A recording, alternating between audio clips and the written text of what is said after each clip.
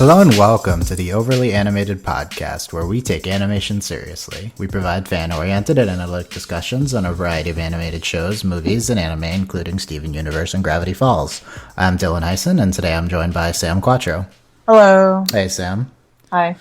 Today we're going to be talking about the Tale of Princess Kaguya, a 2013 Studio Ghibli film directed by Isao Takahata. This was both Sam and I's first time watching this film, despite it being 2 years old. So I'm going to classify this as a review instead of a retrospective. Usually, when we discuss older movies, it's going to be called a retrospective. Although this is not very old. It was released in the U.S. last year and was nominated for an Academy Award, and it's pretty interesting. Spoilers for this film throughout the podcast, although we're going to do very initial reactions to the film spoiler free. There's basically one big twist at the end, and I would recommend not knowing it going into the movie, even though this is a 10th century folk tale. So but yeah, so you can listen to us whether we recommend it or not, and then stop after that. But yeah, you can find more about this podcast at overlyanimated.com, and you can support our Patreon at patreon.com/overlyanimated. So let's get right into it, Sam. What did you think of the Tale of Princess Kaguya? I really enjoyed it. I thought it was very good. It was very long. Yeah, the film's 2 hours, 15 minutes. Oh, it's so long, but I didn't feel like it dragged, really. There's some maybe towards the end it kind of dragged a little bit, but before then I was into it. I thought it was very nice, very good. I enjoyed it. The end. The end. Okay. Yeah, I also really enjoyed it. I think if it dragged it out, I was in the middle. But I thought there were parts of this movie are incredible. The art style is incredible, and this might be one of the most gorgeous movies of all time. This is some of the best animation ever produced, it is, in the history of the world. So you can't get a bigger endorsement than that. Story-wise, I think it's interesting. I mean, it's obviously a fairy tale. There's not too much depth to it, but they gave it depth. They did. They gave it depth. It was based off of a 10th century folk tale, the Tale of the Bamboo Cutter, and most of the story elements are the same, except a few key things, which we'll discuss. It got Ghiblified, in my opinion, basically. Ghiblified. That's a nice verb. This is Takahata's only his third film since Only Yesterday. Sam and I reviewed Only Yesterday as a 1991 movie. Then he had Pompoko, My Neighbors the Yamadas, both of which aren't very good. And now this one, 12 years after the Yamadas. Yeah, it's his last one, supposedly. Probably. Yeah, I mean, he's also probably going to be his last one. Yeah, because the end of Ghibli. But I think this is, I would say this is the third classic he's made in his career. Grave of the Fireflies, Only Yesterday, and now this. And those are three incredible movies to have on, as a career achievement. I wonder if this film if he was doing other things in the intermediate, how many over 10 years, or whether this movie just took a ton of time to make. Because I could see this taking so long to make. Well, that's why we should all watch what's the name? The Ghibli documentary? Did they say in that? Kingdoms of Madness and Dreams, or whatever it's called. Well, it's it covers the production of this, sort of. It mainly covers the production of The Wind Rises, which was produced at the same time. Did they say anything about the time period for making this? They said that he takes a lot of time and he's never on time doing anything. So yeah, seems right. I stopped halfway through. I didn't get Yeah, I mean, he's a lifelong animation director, and he only has not that many career movies made, so. If you're going to doesn't even know how to draw. Really? Yeah. Why doesn't he know to draw? I don't know. What does that mean, though? He doesn't know to draw. I mean, he never did animation. He doesn't do the draw. He doesn't storyboard? No. What does he doesn't do any of that. He directs. So he tells a storyboard artist what to do. Yes. Interesting. You need to brush up. I need to watch this documentary. That's interesting. Yeah, I wonder how much dictating he did for this very distinctive art style. Would you describe this as a wood block type of art style? Like printmaking? Because that's literally what you just described. Yeah, like similar to the Wan episodes in Legend of Korra. a wood block, like sort of like a classical Japanese painting. Classical Japanese, yeah. Yeah, I would say so. Yeah. Like to me, whenever this is most similar to the one episode's beginnings in Korra, that type of art style. I don't know. I don't think there wasn't a specific name for it on Wikipedia, and if Wikipedia doesn't know, well, I'm gonna look it up. We'll see as we go. Anyway, yeah, I would highly recommend this. It's not many people will get bored watching it. It's very long and not that much happens. Typical Studio Ghibli film, but you should see this. I think our discussion today is basically going to be about the interesting plot elements, and then the conclusion we'll have to come to is this like a masterpiece or is it merely very good? So we'll discuss at the end, I guess. But okay, spoilers now. Let's get into some specifics of Kaguya. I guess let's start with, what did you think of the character? I think she doesn't really have a name, right? So she's the princess, Kaguya, she's Little princess. Bamboo. The princess, she's Little Bamboo. Takenako, she's Kaguya Hime, but mostly I think she's Hime, which is princess in Japanese. Little Bamboo. So what do you think of Hime? I thought she was cool. I mean, I think it's sort of like the typical girl gets put into like a royal circumstance even though she doesn't want to. Her childhood is ruined forever. Well, that's not really typical, is it? I feel like this is a story I've heard before, but then again, this is like a folktale, so this is probably one of the first versions of yeah. that story. Yeah, this is the oldest discovered Japanese like long form like narrative. It's like the Beowulf. It's like the Beowulf of Japan, yeah. Or the better example is the Gilgamesh. The Gilgamesh of Japan, yeah. It's not nearly as old as Gilgamesh, but yeah. So this is maybe where a lot of the Disney princess themes come from. It might be from the story. Yeah, like... Which makes it all the better that Disney did not dub this for the United States. Well, then again, like... It would have been interesting if they did. It would have been like... maybe this fairy tale influenced all those other ones. Yeah. The Little Mermaid. Just if Disney dubbed this, I'm pretty sure Kaguya would have been in the Disney canon of princesses, and I don't want to see that. I don't think that would have happened. They did it with who? They did it with some other. They did it with Merida from Brave, right? Even though that's not a Disney character. Yeah, but they wouldn't like they just have like distribution over Ghibli, or they did in the U.S. right? They don't have like a thing with Pixar like that's true. Did. They don't necessarily not able to use the character in anything. Yeah. Yeah. So that's I don't know. The G Kids. I don't know if they did a good job. We both watched this movie subbed, I should say. I wanted to watch the trailer for the dub before we started, but I forgot. Okay. Chloe Grace Moretz does the voice of Hime. And, I keep forgetting who that is. She's the little girl from Kick Bleep, the movie, since we're not cursing. Oh, that girl. Oh. Yeah, she's wonderful. I really love her. And so I love to see the dub at some point. And like Darren Criss is in it. Apparently Darren, I don't know how good he would be, but it's not like there's... That's why I'm interested. I'm interested in that. Yeah, I don't know. Chloe's the main draw though, and it's I don't know how good the dub is. You should see this movie in Japanese. Like it's kind of hypocritical. I say mostly you should watch movies dubbed, except for I always watch subbed, and I give a lot of exceptions. This movie, like, I don't know. This is just such a Japanese movie, right? Well, it is. It just feels so more. It feels so authentic watching it, like with Japanese voices. You're such a hipster, Dylan. Like, how are you going to get the intricacies of like what various people call her, right? I don't know. Maybe is she called Little Bamboo in English? But is that what they call her? I haven't seen a dub, Dylan. I don't know. Anyway, you had me watch this.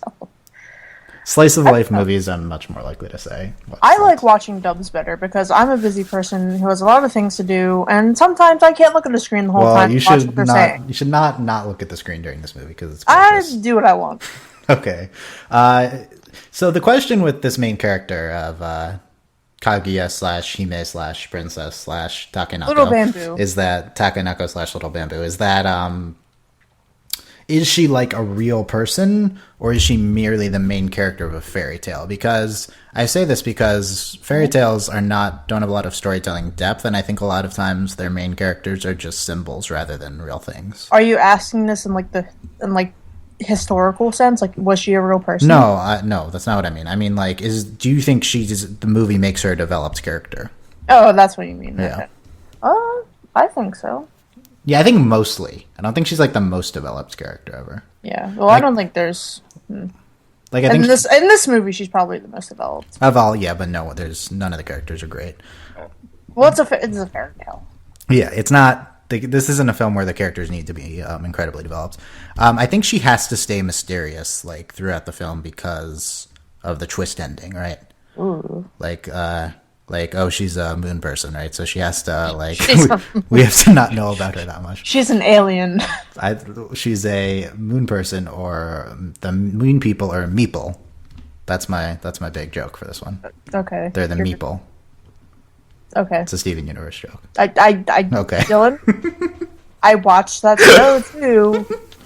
You don't? Okay. I don't think it was that funny. I think it was funny. Okay. Okay. Okay. So, what do you think this movie transcends its fairy tale origins? I just got an email. That's not an answer to that question. Well, sorry, it just popped up.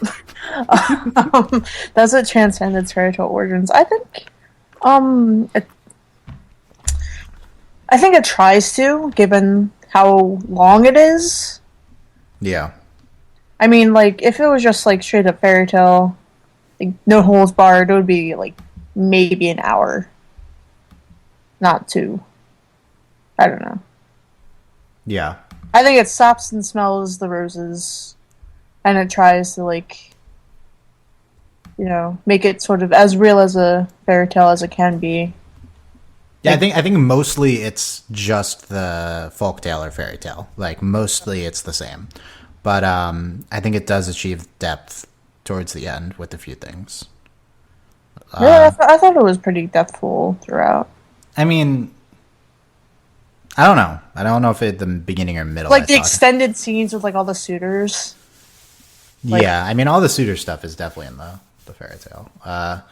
Okay, so let's discuss the main differences. So I read the summary of the 10th century folktale on Wikipedia, so obviously I'm an expert now. And let's discuss the differences between this folktale and that. So I'd say that plot-wise, in the folktale, her father doesn't build like a mansion, I think is what the subs called it, and she doesn't like move to the capital to live there. She stays in her rustic home, and the suitors come to her there. Oh, I wish that's what would happen. That's what happened.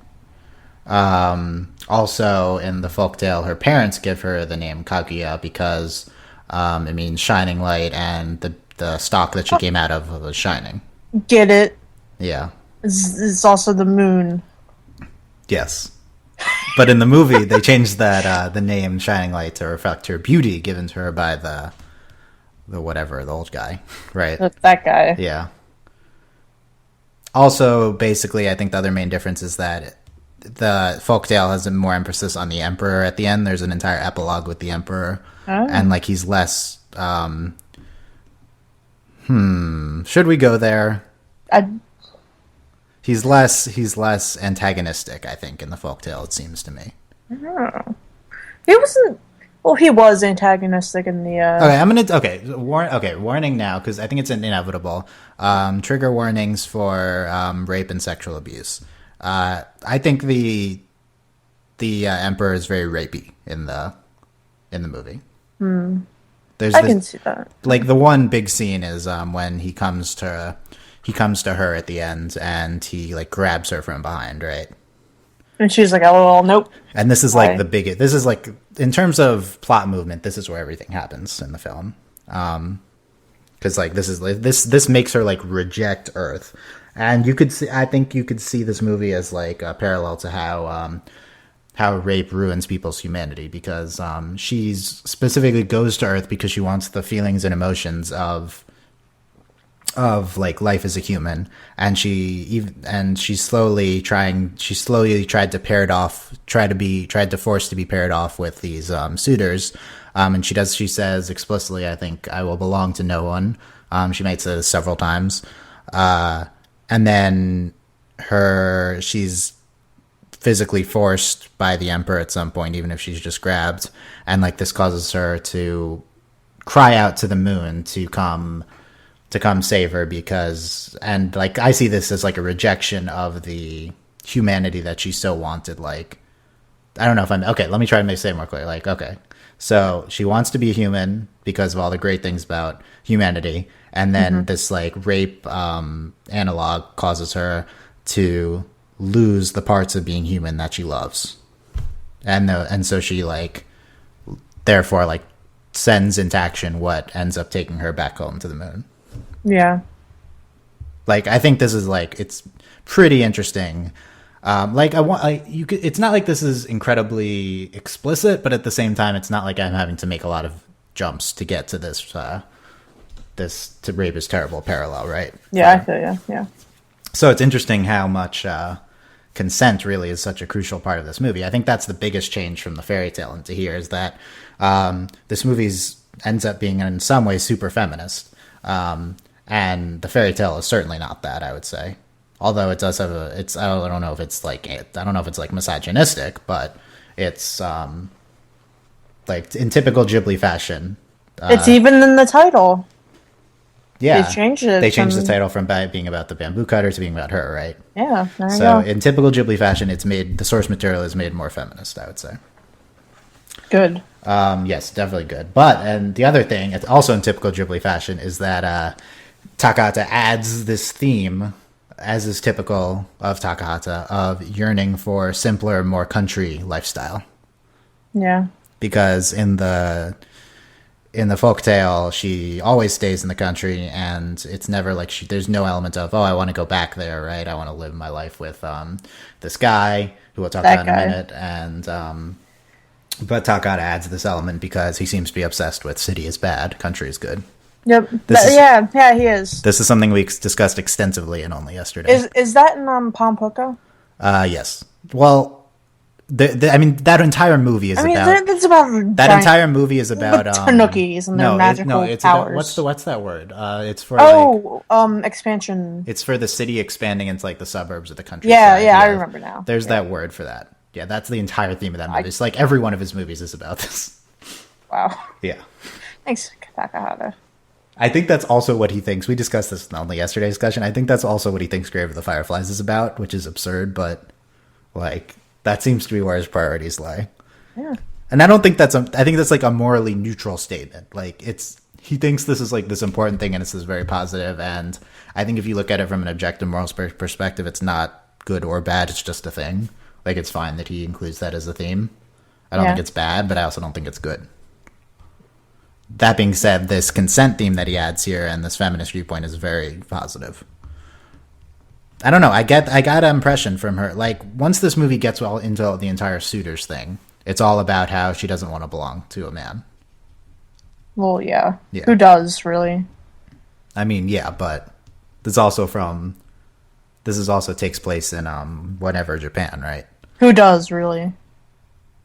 Okay, that's good discussion here. I understand this, but Dylan, you know I'm not good at discussing. Okay, let me so let's talk about when this takes place, right? I'm not sure when it takes place, but it takes place in pre-modernization Japan, basically. Pre-Western influence Japan. There's names for that. Let's see. Basically, the two period, and this is a huge simplification of Japanese history, but there's before European powers came to Japan and after European powers came to Japan. So let's. I learned this in world history. There's like the Dutch come to Japan first. I don't remember. It's something like that, and then they just open the floodgates from there. You know, the Japanese painting article on Wikipedia has a very nice timeline of their histories. That's good. So it could be in the Nara period. It's the tale Heian period. The folktale takes place in the 10th century. At least that's when it was written. The Heian period, probably. Either way, it's pre-modernized Japan. Basically, what I'm saying here is that the main point here is that noble women are treated terribly in this period, and Yeah. this is like this movie makes this very obvious. This representation of this is the character Lady Sagami, who's tells Kaguya at one point to like never stand up, to move around on your knees, to do Women things. don't laugh. Women don't laugh. Women don't cry or. Movie is very in this regard. It's being explicitly feminist and like pointing out the absurdity of these things. But at the same time, like if you watch it from not a feminist perspective, are these things absurd? Like, or is this just like, oh, this is how Japan was back then? The other thing is that is this Chinese or Japanese? The foot binding.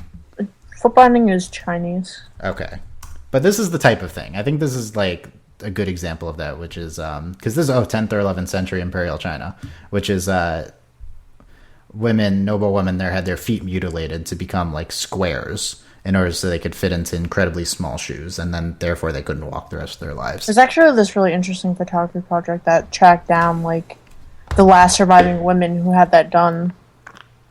Very interesting. Because it carried into like the modern. Yeah, it did. Yeah, so that's what was going on in China at this time. You can imagine similar things in Japan. Sure. Yeah, I don't know if there's anything like that, but the movie also just makes it explicit with women don't show emotions. She shaved off her eyebrows and paints them on.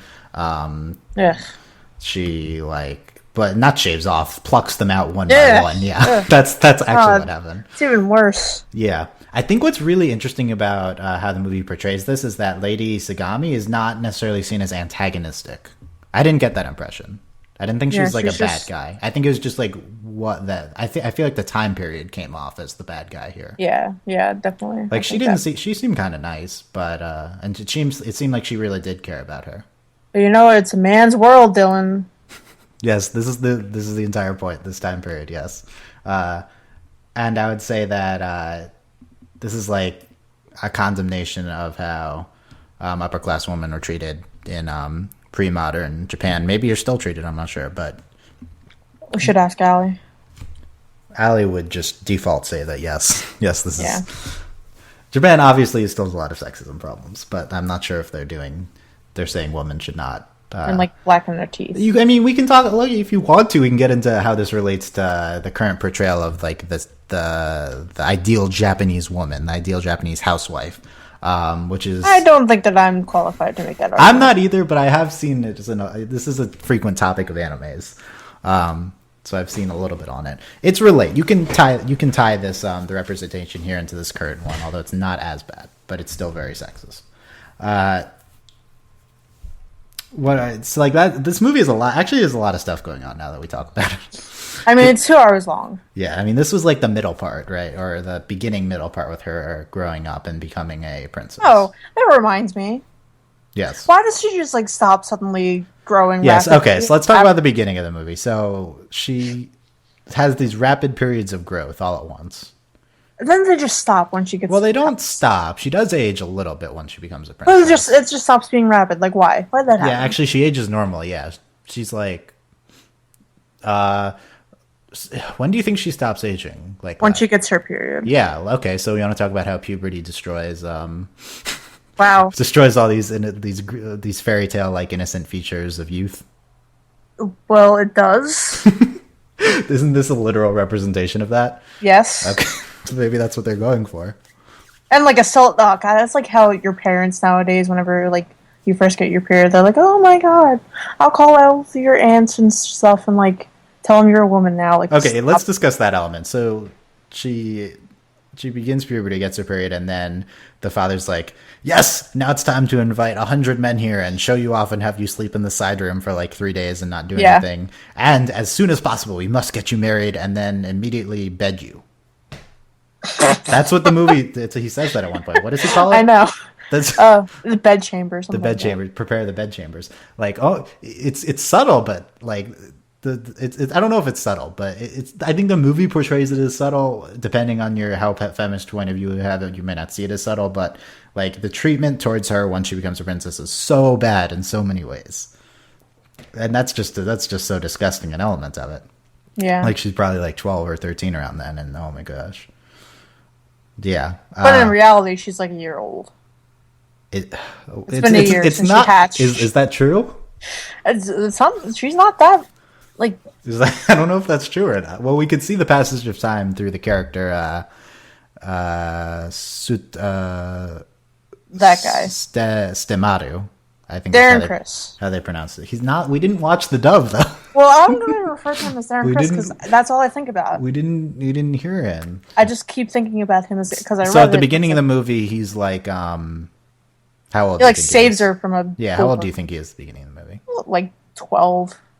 I was thinking he's like an older kid, like 12 to 15, something like that, and then he's married with children at the end. So obviously, time has passed. Yeah, but like maybe 10 years. Yeah, but still.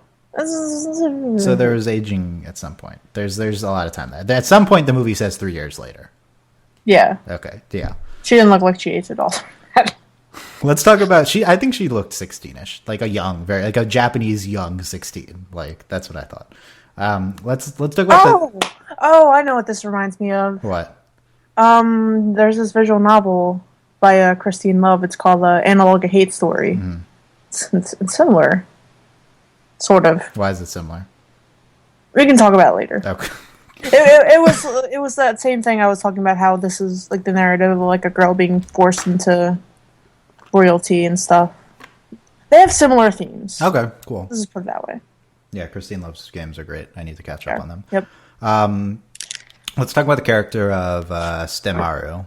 It's spelled Sutemaru, but I think I'm trying to remember. Do you remember how they pronounce it? Stemaru? Yes. Shoei says Stemaru ni. So in the beginning, okay, this is weird. I don't know how you're going to react to this, but in the beginning of the movie, I thought this character was female, like for a while. The Darren Criss? Yes, like for a long time. I mean, that's what I hoped in dreams, but was it me or was it not clear what gendering this character had? No, I felt like it was a dude. I think it's obviously a dude, but like because and like when the voice is not very male. That's the thing. I don't know. The Japanese voice. I assume maybe that's just me being. I assume Darren Criss makes it more masculine. I kind of want to hear Darren Criss. Yeah, I don't know. I thought this. So this was me like rejecting reality because she calls her Stemaru ni, and ni is older brother. So I should know this, but it also could be Nan. I wasn't sure what I was hearing, which would be older sister.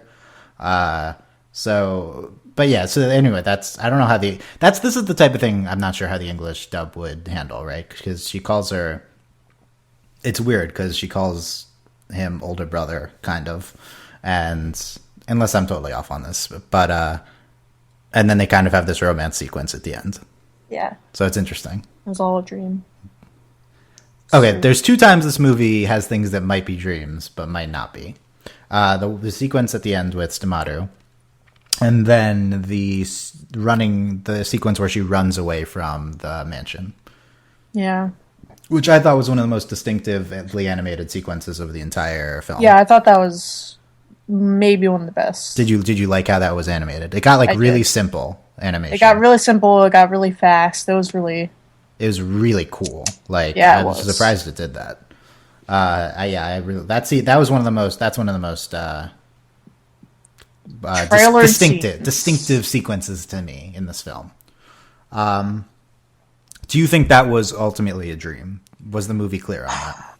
I don't think it was. I think it was ambiguous. I don't know what it was going for. I also don't think it matters that much. But I think with that happening, and then the Darren Criss in the field at the end, I don't know. I feel hard pressed to call it a dream if it happened to both of them, like some similar things. Yeah, I think Stemaru at the end is, to me, clearly not a dream.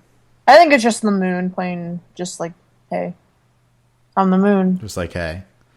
So let's talk about the scene at the end.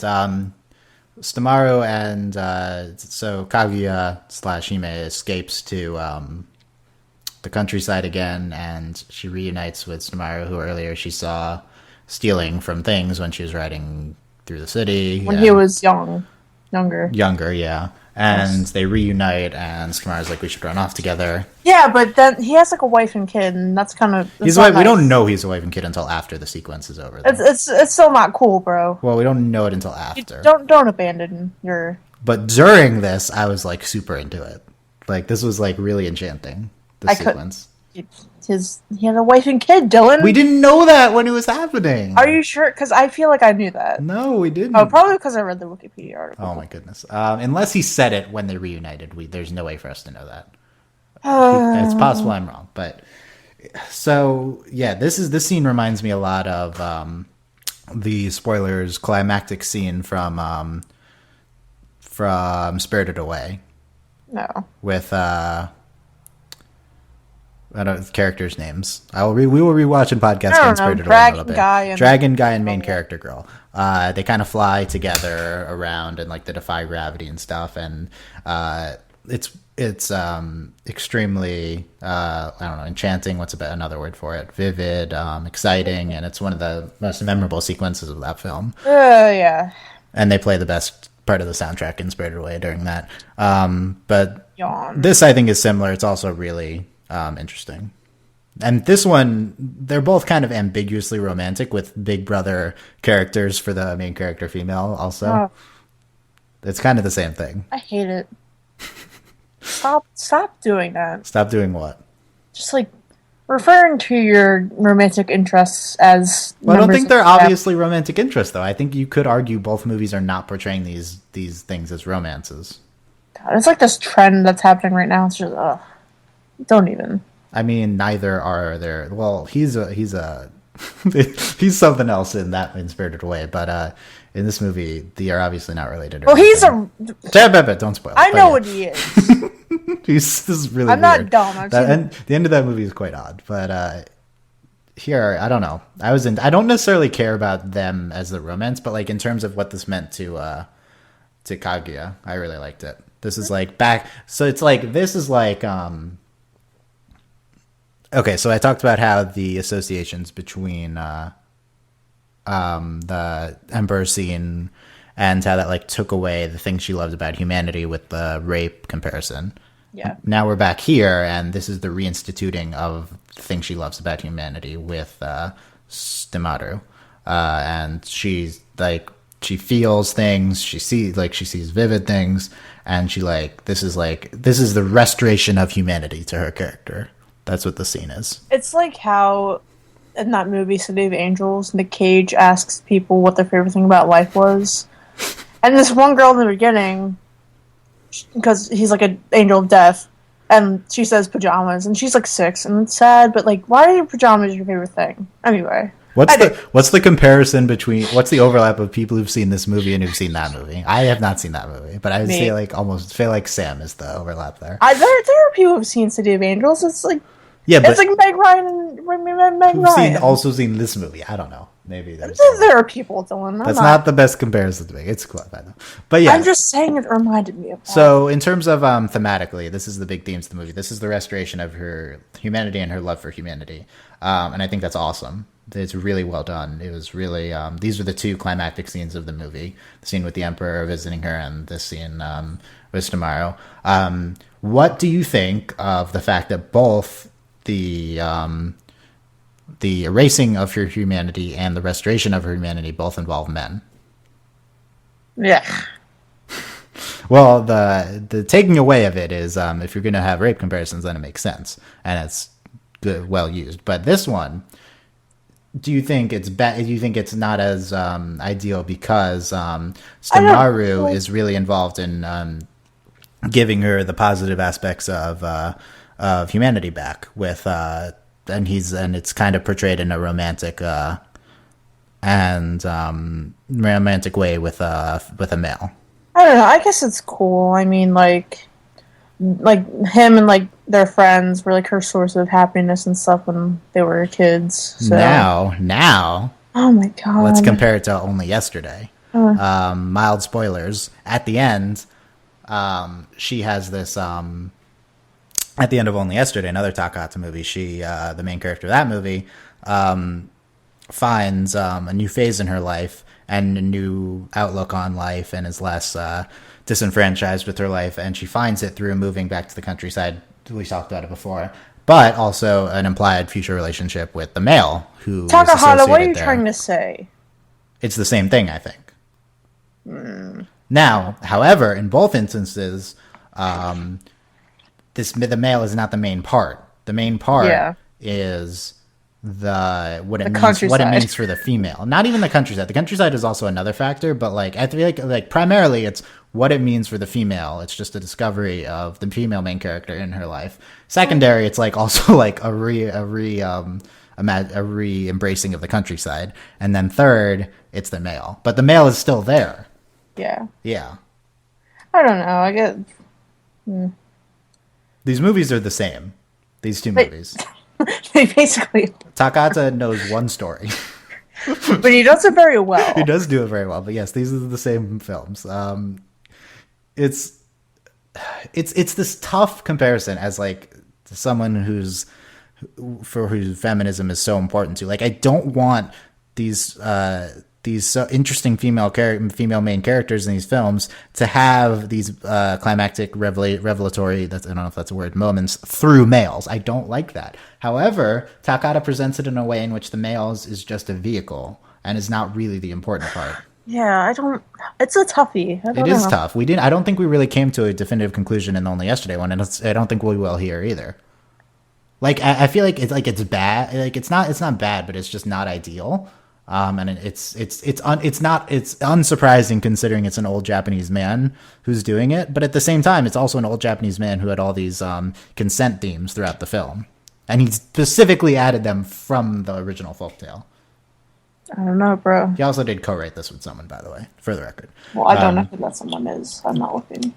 I assume another male. They almost assuredly, but considering Studio Ghibli and Japan, but that's tough. Him and Riko Sakaguchi. Yeah, Sakaguchi. It's tough to say. I still think I would still say the climax of this film is an overall positive, considering that that it's these great moments for these lead female characters of both films. But you wonder whether they should be done through such a male vehicle, and is it the result simply just the result of a male perspective of Takahata, or does he even think that the vehicle is being a man is necessary, or is he just trying to have the vehicle be through a possible romance, and he really thinks love is what's necessary, and it's more of a heteronormative thing than a sexist thing, because the love is always going to be through a female finding love with a man.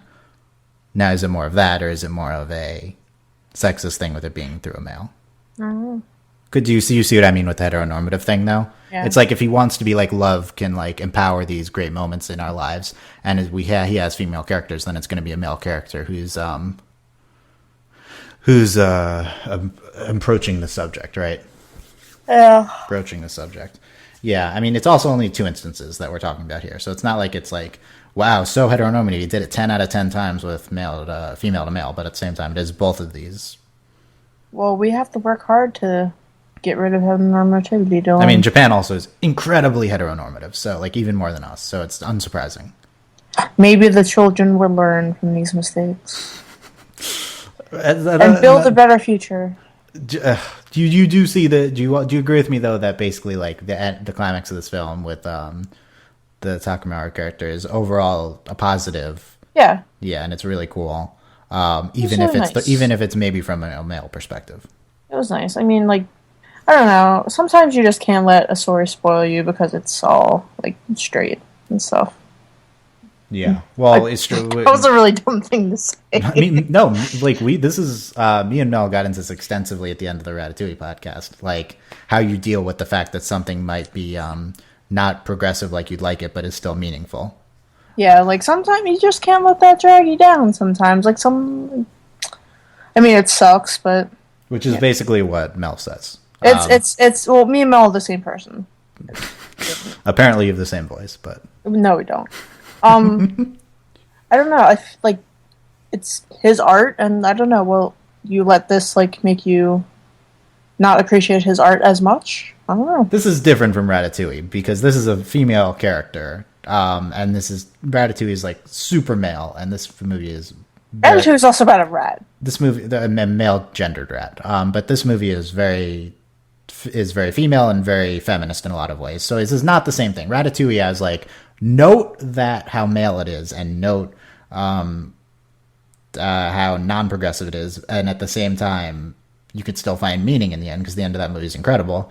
This movie, I would say, like, it's incredible. Also, note the previous feminist things it did, just because it needs to be a man at the end as a vehicle for this revelation for her, doesn't mean that it takes away the earlier feminist things. But also, still note the fact that the male necessary presence at the end. Note that and enjoy it, basically. I don't know. And now we're just rehashing on previous things, though, so we won't talk about that too much. Let's move on. Anyway, yeah, I don't know. I feel like this is deeper than I thought I'd go for this movie. This movie's deep, and it's interesting comparing it to Only Yesterday, and it's really then the general consent themes on it I found to be way more interesting stuff getting into than I thought that this movie would have. Yeah. It's way more than you would think from just a fairy tale general type movie. Takahata's got tricks up his sleeve. And yeah, and like I said, he did specifically add it in. Okay, all of these seem insignificant now. We talked about most of them. What do you talk about the breastfeeding in the beginning, and then there's another one at the end too. I thought that was cool. There's another one at the end. Briefly. I didn't notice. Maybe it was his wife. I don't notice it. It was like there's like clear nipple on the screen in the beginning. Yeah, well, yeah. I thought that was really cool that they did that. Yeah, and like this is maybe Japan doesn't have a stigma against that like we do. I'm not sure. Well, I'm not sure either. Let's ask Allie. I don't know what Allie knows this. Let's ask the internet. Yeah, ask the internet. I'm not going to do that right now because I'm talking. I feel like this is something that in Japan might be like taboo. Might not be this scene to me. That scene in the beginning was extremely distinctive because it's like, wow, there's breastfeeding on screen clearly. Yeah, which made me think like if Disney took hold of this would have been nope. Yeah, and I don't know about the. We don't know if the dub has it. Yeah. So have to stay tuned. It's possible Make an addendum later. Possibly edited that out of the dub. I'm not sure, but it. Like, I don't know if this scene has much meaning on its own, other than it's good that they're not repressing these type of things, but it's very distinctive as an American viewer of that. It just has to do with, like, the fetishization of breasts. Yeah, definitely, yeah. Russian culture, like, blah, blah, blah, blah, blah, blah, blah, yeah. I mean, it's just like, children have to be fed, you know? Yes. That's how babies eat. Yeah. I'm sorry that you can't accept that world. Yeah, it's, yeah. But, we covered most things. Let's talk about the end of the movie then. The very end. Oh god, that was a trip. With the meeple. The meeple, aka Buddha lives on the moon. So why do you think that guy's Buddha? Because he looks like Buddha? Yeah. He kind of looks like Buddha. He's not Buddha, though. He clearly looks like Buddha. I mean, this film says Buddha in it. He looks like the Buddha, dude. He looks like the Buddha, dude.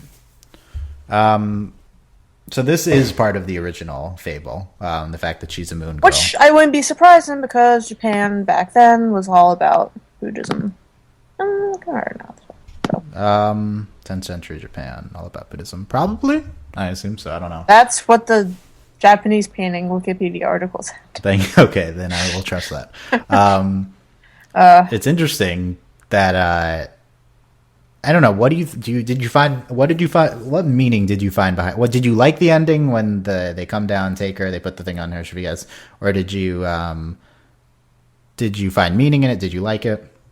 Well, I think the meaning I found in it, I felt like that was like an overall like thing for this movie and this fairy tale is that I feel like it was written by somebody who lost a child because that's like the clear parallel I got from it.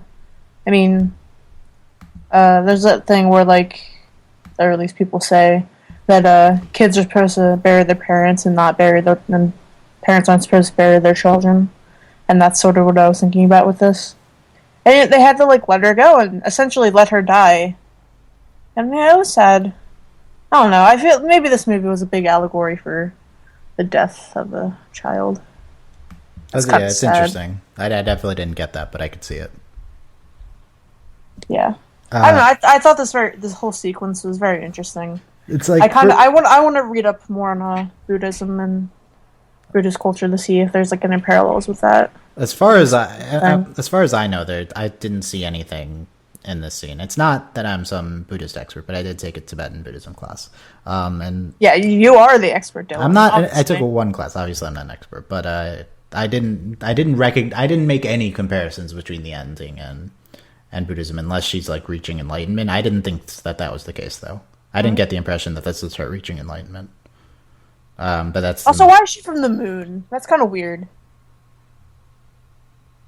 Okay, yeah, no, that's the thing. The ending of this ending sequence is so distinctive from the rest of the film. Do you think, like, I know it's part of the original fable, but the movie version that Takahata presents is very different because it has this giant consent thing around it. Do you think that this and consent thing and like value of humanity? Do you think that this ending works with that? No. You think it's too different and too unusual? Yeah, I think this is sort of where the movie dragged for me. Like, it was like, oh, this movie is about consent and stuff, and I don't know, I thought it would have been cool if, I'm not gonna play the revisionist history person. Yeah, well, to me, the climax of this film was with, this had a really, really strong climax with her and the Emperor, and then a dual climax, her and the Emperor, and then her and Takamaru at the end. And I got all this meaning from it regarding her faith in humanity and stuff like that. And then I think the ending does wrap that up. Like, it makes clear, like, whoa, like, she's this person. Like, the ending brings meaning to those previously two climax scenes because of she wants to come to Earth to have to find all these positive things about humanity, and she enlists them when she's hugging her mom at the end before she's taken away. So I think it works thematically. I think it's too long of a falling action, basically. Narratively is my criticism of this. Like, the moon people coming, it's like visually super interesting, so I can understand why they wanted to not have it only be 5 minutes, why they expanded it to like 20 minutes or whatever. Mm-hmm. But I think the falling action should not have been that long, basically, is what I'm saying. Have you ever seen the short film? It's called Trip to the Moon. I have not. It's from like the early 1900s. It's about a trip to the moon. I wonder if this is what they'll find there if they ever go. They'll find the meeple. Yeah, well, the meeple were in there too, but they're a completely different meeple. Does the moon have like continents like we do? I think in order to have continents, you need water. Well, who says that the moon doesn't have water, Dylan? Did they find water? No, they found water on Mars. I don't think we found water on the moon. I'm not sure though. I'm no space guy, but the moon can be anything you want it to be, and in this case, the moon has Buddha. In fiction, yes, that's true. Very interesting. What do you agree with me that? So basically, what I'm trying to argue is that the ending of this film, there's two important parts. It's her explaining to her parents that she's from the moon and she came to Earth in order to find these positive aspects of humanity, and then at the end, her saying to her mother that she doesn't want to leave, she wants to stay for humanity and stuff like that. I believe these are very crucial to the themes that I've outlined in this podcast that this movie has. Yes. They're crucial resolutions. I also believe these themes are all Takahata, and it's not from the original fable. That's what's so interesting. Every meaningful part of this movie, I think, is added by Takahata, or his writing partner, and is not from the original. Like, except for maybe the thing you said about the fable being like the loss of a child, like that would be from the original. And I think it's if that was a theme of the original, I think it's meaningful that not meaningful, but it's like it's telling that it's not something that sticks out at you at the end of this, because it's not something that I think Takahata is pushing. You know what this reminds me of? What? Steven Universe. Why does it remind you? Because there's aliens. Yes. Really? And also, it's like she decided to come to the moon to experience human life, and boom, she's a baby, and so she's like Steven. Yeah, no, honestly, there's a lot of parallels between the gems embracing that positive aspects of humanity and and Kaguya also doing that. So space is the answer to humanity. Well, if it's a good way to tell this story, if you're gonna have a foreign thing trying to understand why humans are so special, have them born as a baby. You need to just have it as like a baby from space, right? That's why we have Superman. No, that's Superman. Yeah, but I don't think that. Wow. I haven't read the comics of Superman, but I don't know if they have any of these type of themes. I guess I'm surprised I was able to clearly enumerates the themes of this film as much as I was in this. Oh my god, we've been talking for like an hour. Wow, so bad. I did think that the art style of the meeple was really interesting, especially compared to the classical style. I mean, they're also drawn in the classical style, but it's just very striking compared when this entire movie is like animated in a classical style. I guess. I didn't really notice. They're like obviously weird. Like that's what I'm trying to say. I mean, they're all white. Are they all They're white? all moon. They're all moon colored. Yes. Okay. Is the moon white though? The moon is like I don't know. The moon's kind of creamy, you know. The moon's probably like dark gray, like in actuality, but Yeah, but yeah, they're all white and like fluffy and well, they have like clothes and stuff. now that I'm thinking about it more, this is just Steven Universe and this film are the same. Like for the reasons it's like a baby that comes there from a space alien learning about humanity, and it's commenting on humanity and blah blah blah. Yeah, there you go. Yeah, they're basically. And Steven Universe has been really pushing the consent thing too, and this movie is all about that. Are they trying to say that the moon is heaven? That's interesting. They do say he says the dad says that she comes from heaven before, in the beginning of the film, before they know that she comes from the moon. I don't know if that's no. She's just a simple moon person. Quickly, what do you think of the dad character? He is the Japanese Jim Cummings. What do you think he's a villain, a hero, or something in between? I think he means well, but he's a dad. He's dad. I think this movie comes like very close to like portraying him as a villain towards the end. I think it's clear the entire time that he means well, but like he means well, but then he's like into the stuff for his personal game as well. He's in for the personal game, but also his actions are just so bad. Like he takes such bad actions. He just tries to marry her off at every possible opportunity against her wishes. He never understands that she wants freedom. I don't know. He's trying to do like the like custom things that he thinks. That's something we should have talked about before during the discussion for whether there's a male presence in the climax of her finding stuff about humanity. Here, this dad figure, a really big condemnation of maleness with regards to female lives. Like he's clear. I think this movie clearly portrays him negative. He doesn't understand what she's talking about. Like this is a big condemnation of the role of males over female lives, especially in this period and maybe now. Ugh, dad. Yeah, that's what it's saying. But it's like ugh, dad, and it's like wow, it's ugh, dad so much that it's really has a really negative impact. Yes. Like if he didn't do anything he did, she never would have had the scene, which is basically, which is the rape allegory. That's all his fault. Mm-hmm. I guess we could talk about whether that scene was like supposed to be rape or whether it was just or whether it was just like something involving consent akin to it. I don't know. I mean, I don't want to get into it, but that's like debatable. Discussion for the forums that we don't have. Yeah, for the future forums. Okay. Any other specifics from the film you wanted to discuss? I like the handmaiden that she had. Oh, the one who like collects the letters from the suitor crowd outside. Yeah. And then at one point, like when they're preparing for battle against the moon thing, she has like a giant spear. Yeah, that was my biggest laugh of the movie. I was seeing her with the. I kind of wish that like she and Little Bamboo got together, but no. Little Bamboo. Yeah, we keep calling her different things. Yeah, well, I mean, she wasn't a real character, but yeah. She didn't have a name. She didn't have a name. Her face is she's a very like a type of a default countenance that is often prescribed to Japanese people. Are we talking about the handmaiden or Little Bamboo? The handmaiden. Her so did the her mom. default face is like typical Japanese, like stereotypical so did the mom, yeah. Japanese. I don't know about the mom as much, but she's like the kind of smile on. I don't know how to describe it. She was cute though. I liked her. The handmaiden. Yeah. Yeah, I think she ended up being like a really good side character. And the mom character, I think she was she didn't have that much depth to her, but she was very pro bamboo girl as opposed to we keep calling this is the same person we're referring to, but Little Bamboo. very pro Kaguya as opposed to the father.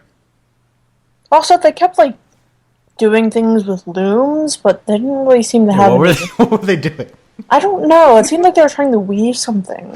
We never saw what they Because weaved. those are like clearly looms, but I'm not sure what they're exactly doing. Somebody has to explain that to me. You know what I love? I love the scene when her and mom were in the garden and they like put their face sideways onto the ground to see things from like a certain angle. Oh, it's all the moon magic. I don't think it was moon magic, but Yeah, it was. I don't know. I like that. I like those very country good scenes. Do you think Steven ages rapidly? Because that's what I think. Okay, we'll discuss that tonight. Because I've been thinking that for like a while. No. We don't need to get into that. We're recording this on July 13th for the record. This will come out much later than that. So, any other specifics from the film? She was very good at playing that instrument. Yeah, I liked that. That's moon magic. I like that moon parade that they had going back. I like that she cried, that she turned back. That's like sort of like, I don't know. Here's a question that could be a lot of discussion, but we'll answer briefly. Do you think that the suitors and everyone else, like, do you think they saw her as actually genuinely like one of the most beautiful people they've ever seen, or was it them like prescribing this thing to her, like this view? They didn't even see her. Okay, well, suitors didn't see her, but like the emperor is like, wow, you're like incredibly beautiful. Like everyone around her is like, so I feel like it's more. I feel like the movie wasn't necessarily trying to say that she's genuinely like super beautiful from moon powers or whatever. I think it's just that like there's this perception of her. Dylan, this is a very good parallel to what I think, how I think people see this movie. It might be wrong or right. What do you mean? It's like how things get hyped up a lot, and so like when you see it or whatever, you either think it's a huge disappointment or it's like the best thing ever, because you want to like get on with the hype train, right? At least that's how I feel. Well, why is it a parallel to this movie? Sometimes I feel like people might feel that way about things, especially Ghibli movies. Yeah, I could see this for Ghibli movies. I don't know if this movie in particular. I don't know about this movie because like I don't think there's that much hype for this movie in America. Like I know it was nominated for an Academy Award, but like just sneaked in there. No, at the end. It's hyped up as like being his masterpiece.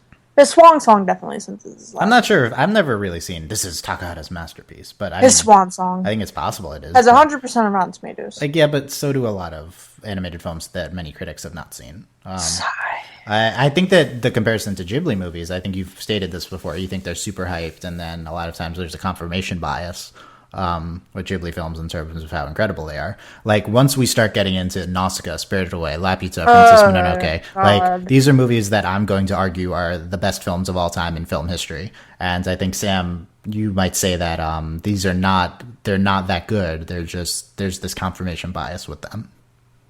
Yeah. Again, which is I think it's a valid argument. I'd like to play the devil's advocate. Yeah, but no, I think it's a fair point. Like how do you like distance your hype from your perception? It's very hard. Okay. Overall, let's talk this movie overall. So I posited the question at the beginning of this review. Is this a masterpiece or is this merely very good? What do you think the answer to that is? I think it's a masterpiece. Do you think, is this one of your favorite Ghibli films ever? I think it is, yeah. Do you think it's better than Only Yesterday? Honestly, yes. Do you think Only Yesterday was a masterpiece? Maybe not. Where does this rank among your favorite films of all time? Oh, God, that's a hard question, Dylan. I like a lot of movies. But do you think it's up there? Like, top 15 or 10, yeah. Okay, so like the top 15 films of all time. What do you... To 10. Maybe what do you love 10. about this? That's like super freaking high praise. What's so great about it? Well, the art style, number one. Yeah. Definitely the fact that it didn't drag for me really until the end. I don't know, I felt very captivated by it the whole entire time, and I felt sort of like I could relate to it, which I think is a really big key. And when I look at my favorite things, like, can I relate to them? And if I can, then yeah. I mean, I don't know, I think it's just, and I was thinking this when I was watching it, I think it's pretty amazing that Ghibli on the whole is like all about the female protags. Like, good job, guys. Because, like, I don't know, in animation and in movies in general, there aren't too many female-centered movies. What else do I like about this? I mean, I'm not surprised that much that you connected with this a lot, because like this is the most distinctive Ghibli art style film ever, and you're very big on that, right? So that makes sense that this might be a Ghibli film. I'm surprised. I guess I'm surprised you like it as much as you do, because narratively, I'm not sure like what you would, like you said, you relate to it, which is interesting.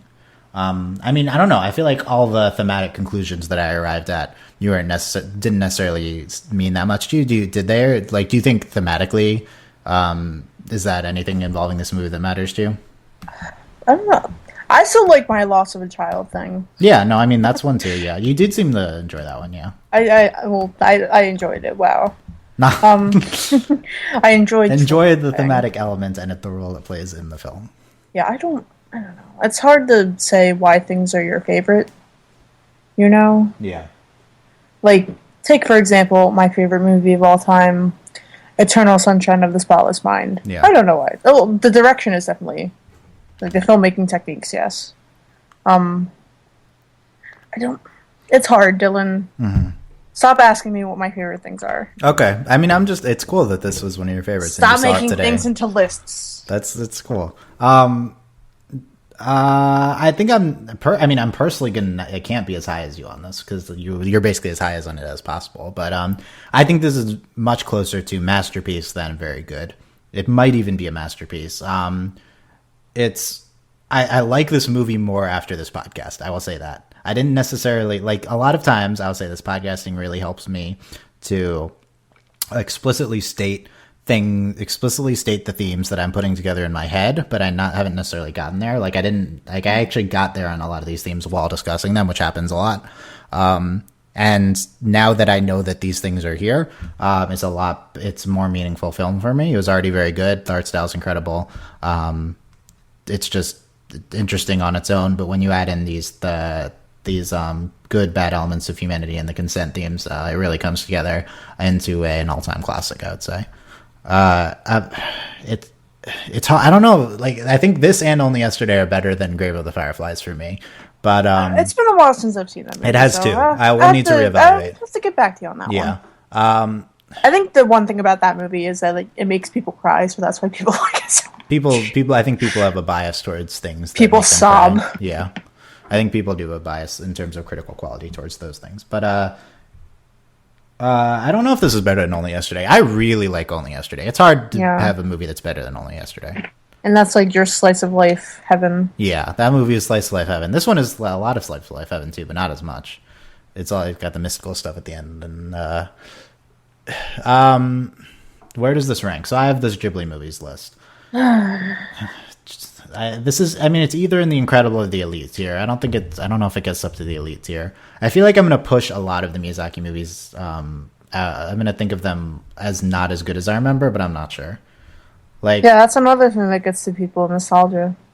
I don't know. We'll see. Nostalgia and hype. It's this. I don't know. It's hard to grade this movie. I have not much. This bores me more than Only Yesterday. I'll say that. I was bored. I was bored at more points during this than I am watching Only Yesterday. That's really because I was thinking I was more bored watching Only Yesterday than I was watching this. Yeah, I don't know. To me, I mean, I love the main character.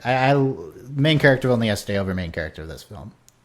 In terms of, is it me or do they sound similar? It's possible. I'm not sure. Oh, there's two voices. Which are the two Only Yesterday voices? Hers little girl. The younger Only Yesterday voice sounded like the older Little Bamboo. Yeah, it's possible. I'm not sure. There's also like 20 years separating there. Yeah, they're not the same person. I looked it up. Yeah, over 20 years between these movies. Yeah, I would say this is. I need 5 years before I can really grade this similarly to Only Yesterday and the Miyazaki films, because I've had 10 years to sit on those films.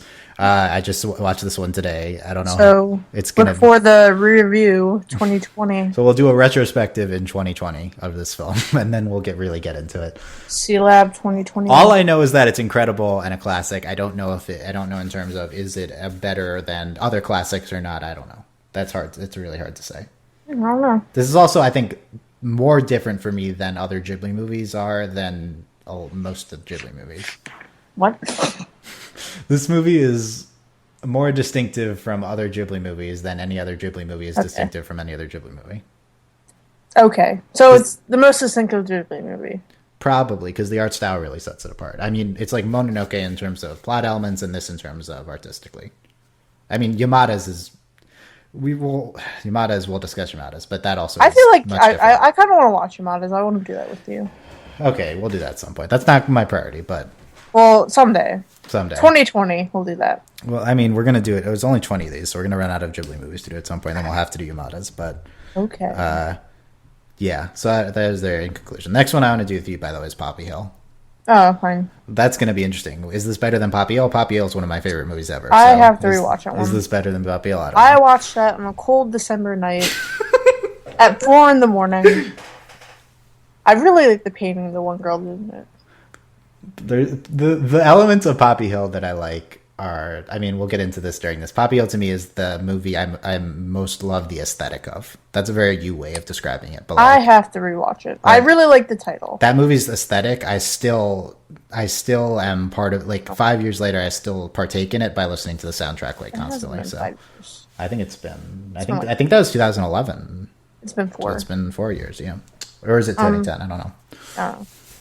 Okay. I like the naval aesthetic of it. Yeah, well, they have that part too. But I like the ocean. I mean, more like 60s Japan and stuff like that. But it's like the ocean. Okay. I think we're good on this. So we both highly recommend this film, obviously. It's 2 hours long. But it's not, most people aren't going to, a lot of people might not nobody's going to listen to this. Be less bored than we were. I mean, if you've listened this far, you've seen it, obviously. But if you haven't, it's not like this movie has a ton of spoilers. There's just the one big one. Also, it's based on a 10th century folktale, which also had that spoiler. So you had 1,000 years to be spoiled on it. Yeah, but look at you. You're just like slacking over there. Yeah, I hadn't heard it. I'd heard of the folktale, but I hadn't heard this spoiler. Okay. Any last thoughts on Tale of Princess Kaguya? The Moon Parade with Buddha. Yes. That was a thing. Although I didn't see him as Buddha when I watched, only after you said it. I'm looking at him right now. It's never mind. Okay. I'm Dylan Hysen. That's Sam Quattro. Sam, where can we find you on social media? You can find me on Twitter at coolmcr with the K. You can find me on Tumblr, stupidnervous.tumblr.com. All one word, no dashes or stupid things in there. Thanks. Yeah, I'm Dylan OVA on Tumblr and Dylan_OVA on Twitter. Dylan Nova. Dylan Nova on Tumblr. Nova, the bunny kangaroo. Yeah. Sure. Yeah, from Brenn's upcoming. Yeah, I understood that. Explaining it for the peoples. You can find everything about this podcast at overlyanimated.com, including other Ghibli films. If you search for the tag Ghibli on there, I'm tagging things as we rewatch all the Ghibli films. I'm going to tag them as Ghibli, so you can check out the other ones there. You can support this podcast. We need your support to keep going at this incredible rate we're going at. You can support us at patreon.com/overlyanimated. You are going at an incredible rate. We are going very fast. We're doing 3 podcasts today. I'm recording 3 podcasts. Well, today. that is you. I'm doing 2. You are doing 2. Yes. Thanks to our current patrons, Shayna, Mitch, Cordell, and Beatrice. So we got Hana, like Sugar Poor picture Hana. Who was it? Mitch? Beaver Mitch, but I still don't like that. Cordell, right? Cordell University, that's you. Yeah. Sorry, I'm remembering these off the top of my head, guys. And Beatrice, me and Mel decided the other day on a podcast that won't air ever. We decided to call you Bellatrix Lestrange. Which was the most speculated nickname anyway. Yeah, so I'm sorry. So, Dylan, do you want to mention to the people? Oh, yeah. Well, I don't know if this is a good time, but No, we'll do it because this is going up later than the ones I'm recording today. I'll just do it on the Okay. other ones. You'll just in the future, I want to go through the patrons' name and nicknames faster than we are now. Oh, okay, that's something that worked for. Why don't you write them down? I know I need to write them down. This is for me and you. This is also for me to remind Excuse myself. me. Why? This is to remind myself. Okay. God, I hate you. That was mean. Oh, you're mean to me. That was not mean to you. Yes, it was. Sigh. Okay. This is why I relate to Little Bamboo, because everybody's mean to her. I find that I relate more to children's stories than I do adult ones, because I myself am 11 years old. You are literally 11 years old. Yes. Yep. Okay. I'm gonna call you Takenako from now on. Don't do that. Okay, I will. Okay, I'm Dylan. That's Takenako. Thank you for thanks for listening, guys. You can call me Little Bamboo. No, you're Takenako. No. Check out overlyanimated.com. We'll see you next time, guys. Thanks. Bye. Bye.